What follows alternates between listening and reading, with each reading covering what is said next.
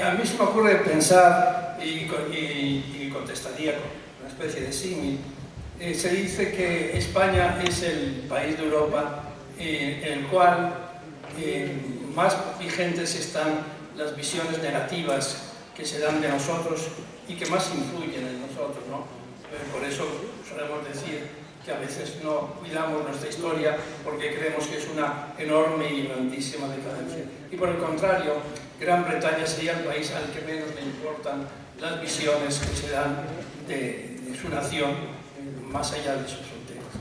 Yo creo que algo podemos decir así, quizá los católicos, que seguimos funcionando con una sensación de acorralamiento, pero que también nosotros tenemos la culpa. Tenemos la culpa en que, primero, muchas veces obedece una cierta ignorancia, yo creo, o a que no se nos ha dicho con enorme rotundidad el carácter revolucionario y el carácter fundamental del principio cristiano ya desde hace 2000 años. No se trata diríamos, de afirmar las raíces cristianas de Europa para conseguir, por supuesto, ningún régimen de cristiandad, pero sí se trata, tanto para los que creemos en Jesús Dios y creemos en el Concilio de Nicea, que lo proclama, como los que son muchos también, los que creen en el Jesús histórico, desde su agnosticismo y también desde su cultura clásica, como hay nombres que me gustaría recordar, y que efectivamente pues, hay que recordar que precisamente este mensaje que nosotros tenemos es el mensaje, bueno, pues que está en el origen de la libertad. Y es claro que los hombres de la Ilustración no solo se basaron en la enciclopedia francesa, sino que, por ejemplo, Suárez en el siglo XVI, Vitoria en el siglo XVI, se plantea abiertamente la libertad del hombre, y es precisamente la teología católica la que defiende frente a un momento en el cual casi convenía pactar con los protestantes y decir que bueno, que la gracia lo invade todo. No, mire señores, mi libertad es tal que puedo rechazar o puedo aceptar la gracia. Yo creo que eso nosotros tiene un gran valor en un momento en que la libertad parece que lo domina todo, solo que a nosotros nos han hecho creer que nosotros, los cristianos, hemos sido los que hemos atacado la libertad a lo largo de los siglos. Tenemos que ser conscientes de que no es así y tenemos que ser conscientes de que viejas teorías, bueno, a mí se me ocurre pensar, por ejemplo, otra teoría que ha hablado de los protestantes, que ya resulta muy frágil y resulta solamente la teoría de Max Weber sobre el origen y el desarrollo del capitalismo en el mundo protestante frente al mundo católico, pues ya es claro que cierta la cuenca del Ruhr o el norte español más católico, etc., también fue origen, diríamos, de un desarrollo industrial importante. Es que incluso ahora nos están casi diciendo en España que los católicos somos los causantes de la crisis, atendiendo a esa vieja reflexión de Max Weber, como que el origen del capitalismo y del progreso económico y del bienestar está más bien en el mundo protestante que en el mundo católico. Muchas gracias. Bueno, pues han llegado las primeras preguntas que paso a formular. Ante la acertadísima descripción de la situación actual de España, ¿cuál es el camino de solución, la vía de salida? Bueno, pues yo creo que la vía de salida es nuestro compromiso con nuestro catolicismo, un catolicismo que no puede reducirse a la catacumba, es decir, no puede nunca reducirse a la catacumba. Entonces, tenemos que hacer visible nuestro mensaje, el mensaje fundacional, y tenemos que incluso desarrollarlo también como gran elemento civilizatorio y gran elemento cultural. Yo no creo en ese magma multiculturalista que ensalza todas las culturas al mismo nivel y todas las reflexiones éticas procedentes de cualquier religión. Yo he destacado claramente la superioridad de la religión cristiana, creo que lo he tratado de fundamentar ya desde el comienzo del cristianismo y que está en el origen del gran desarrollo de libertad que nosotros ahora gozamos. Una libertad, llamaríamos laica, no una libertad religiosa. Sí, es decir que aplicar el coraje desde la libertad. ¿Y dónde obtenemos ese coraje? Bueno, yo entiendo sí que si creemos exactamente lo que creemos, digamos, si somos hombres de fe y hombres con una cierta cultura religiosa basada en ideas bueno, como las que yo he aportado aquí, es un gran defensa frente a los iletrados, ¿no? Yo el otro día escribía un artículo sobre la importancia que tiene Marcelino Menéndez y Pelayo en la búsqueda de una idea de España o de una identidad de España. Pero entonces, precisamente en esos blogs, etcétera, le llamaban falangista. Llamativamente, Menéndez Pelayo murió 30 años antes de que se fundara la Falange, ¿no? O le llamaban meseteño, no sé, un señor que ha nacido en Santander, no sé por qué le llamaban meseteño, ¿no? O sea, realmente es tal la ignorancia, de verdad, ¿no? Es tal la ignorancia que yo creo que tenemos que aportar también nuestros elementos culturales para desbaratar esos tópicos inmundos, esos tópicos que hacen de nosotros como si fuéramos el mundo más oscurantista. Mira, en el siglo XVI español, por ejemplo, o la teología mezclada, es teología y es filosofía del siglo XVI, es de una importancia tal, de una modernidad tal, que no hay, diríamos, instancias en el otro mundo, ni en el mundo científico, etcétera, de tal envergadura, ¿no? Y además quizás porque se encuentran en ese momento con dos grandes fenómenos, como se encuentra la Compañía de Jesús, que nace en ese momento, se encuentra con dos grandes reflexiones que han condicionado lo que llamaríamos el pensamiento recio. Por un lado, el encuentro con América y cuál es la situación de los que se encuentran en América, cuáles son los derechos de los terrenos y los territorios conquistados, y el otro gran elemento creativo y de pensamiento es que se responde a los luteranos, ¿no? Que se responde a esa idea de que la gracia domina todo y que el hombre no es sino fruto de una naturaleza corrupta.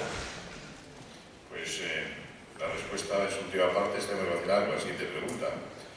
Está muy bien lo que ha dicho, suscribo, y yo lo suscribo, pero ¿por qué corremos tras el dinero y los placeres todos, católicos, protestantes, ortodoxos?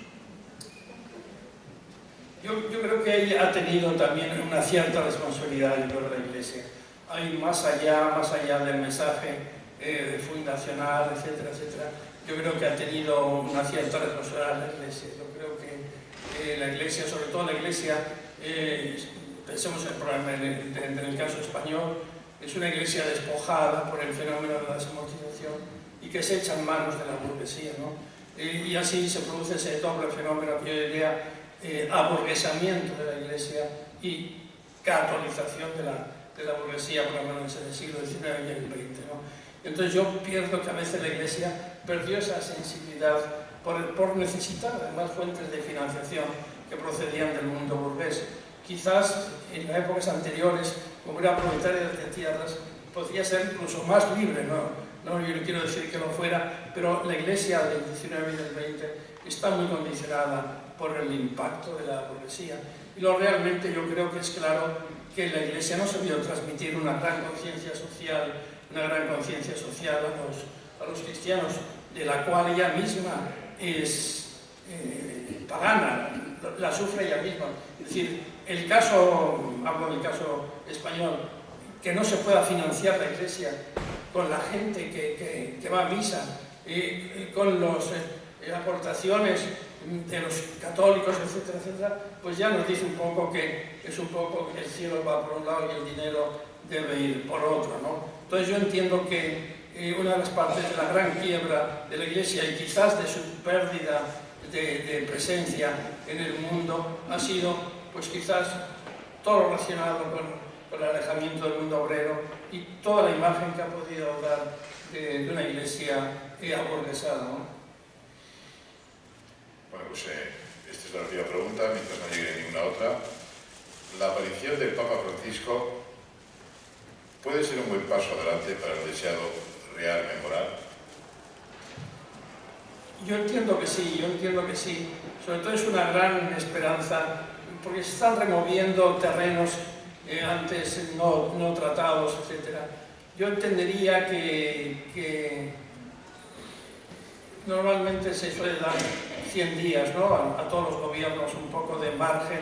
A este Papa le hemos dado un año, y yo creo que que quizás la política gestual y la política de palabras tiene que ya dar paso a una política clara de actuaciones que quizás pues, no se debe hacer esperar mucho. Yo entendería que si no, la gente que está como con una gran esperanza en su pontificado, si no ve que cuajan en realidades concretas, por ejemplo, en el gran tema de la participación de las mujeres, de sacerdotes, no sacerdotes, etc., de los divorciados, de grandes temas que preocupan sí, pues probablemente habrá una cierta desilusión, ¿no? Como pudo pasar en la época de Pablo VI, en el momento en que su pontificado se estanca cuando se plantean todos los problemas relacionados con lo que entonces se llamaba planificación familiar, uso de la píldora, etc. Bien, pues aquí hay una pregunta bastante larga en su exposición. Estoy totalmente en contra del aborto, pero quiero incidir en unas observaciones importantes. La gestación de un nuevo ser se produce por un acto sexual de un hombre y una mujer, y no es de sentido común aceptar las consecuencias de ese acto. Pregunta. ¿Y no debe tener el hombre como responsable de ese acto voz sobre esa vida?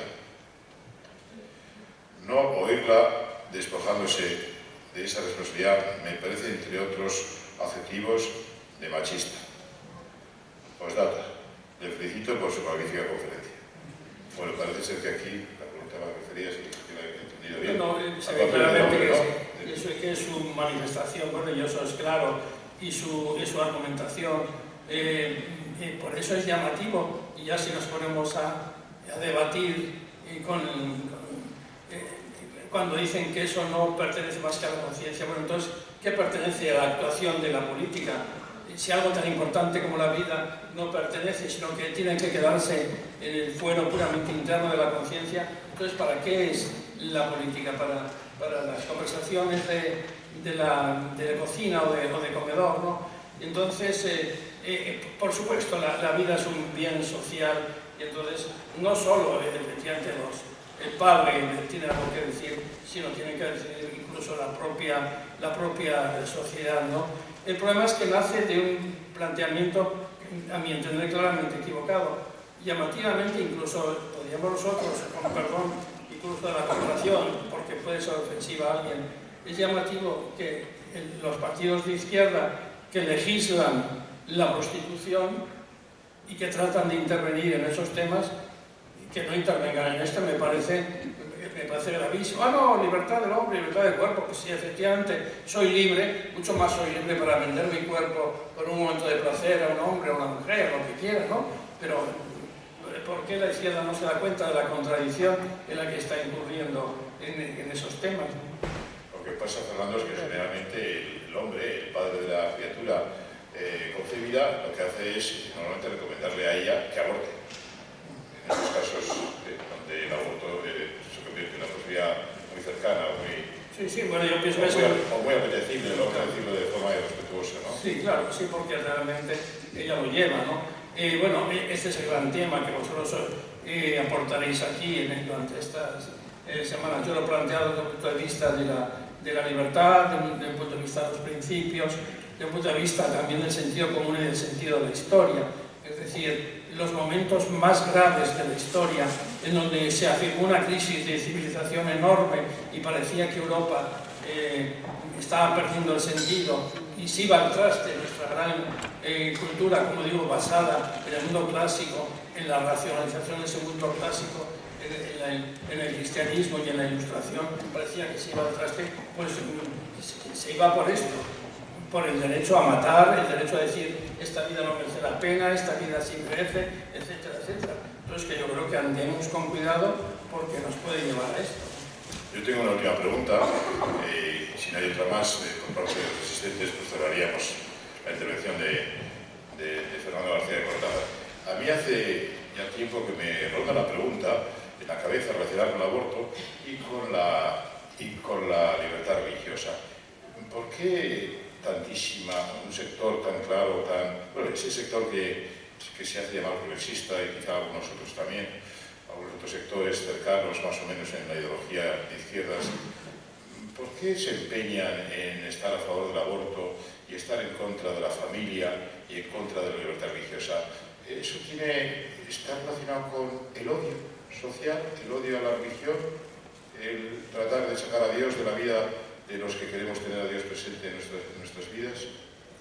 Pues sí, yo creo que nace también de eso, hay un deseo desestabilizador en donde a río revuelto a la ansia de pescadores, ¿no? Yo creo que es como, claro, ideologías que parten de la lucha de clases, es que si ya la lucha de clases aparece como un anacronismo, la trasladan a otra cosa. Es decir, yo no entiendo, por ejemplo, que Izquierda Unida pues defienda una situación independentista en Cataluña. Es precisamente, a no ser que quiera efectivamente enfrentar a la sociedad a propósito del hecho independentista y efectivamente conseguir en el siglo XXI una nueva lucha de clases o lucha de sectores sociales, si no, no lo entiendo. Y yo entiendo también eso. Por otro lado, creo que hay un enorme incultura y ciertamente yo creo que está volviendo un anticlericalismo pasado de moda. O sea, me sorprende líderes, incluso alguno vinculado aquí del País Vasco, incluso ha participado, me parece, en algunas jornadas de católicos, diciendo unas barbaridades ahora sobre la postura ante el aborto de la Iglesia. A mí me parece yo siempre pienso que es producto de la ignorancia supina, ¿no? De la falta, y probablemente de la falta de respuesta desde nuestro lado, no solo con argumentos de encíclicas papales, sino con argumentos, yo creo, de la historia, del pensamiento, de la gran cultura, etcétera, etcétera. Yo creo que también hay que aportarlo. Pues muchísimas gracias, Fernando, porque...